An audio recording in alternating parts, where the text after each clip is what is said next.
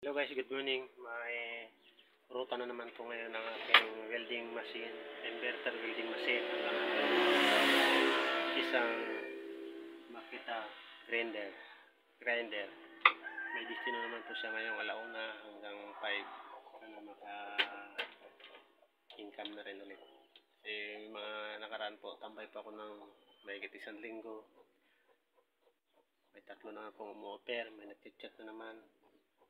So, yung malayo, hindi ko pa siguro mapapatos. Ito lang muna yung malalapit. Ito lang po sa unahan na tapos bukas, parang back to school. May gagawin naman ako sa school. Napasubo naman po ang ating little inverter welding machine. So, nagpapasalamat ako sa Tegapal na patuloy pa rin po yung kumukuha sa akin, na nagtitiwala sa aking pagtatrabaho. Maraming salamat po sa inyo. At tribute na rin po aking pang mason carpenter nandiyan. So, sa lahat pa nito nakapapalo na lang po aking page para update po kayo sa aking mga video na aking bagong i-upload. At maraming salamat po sa inyong suporta. God bless. Bye-bye.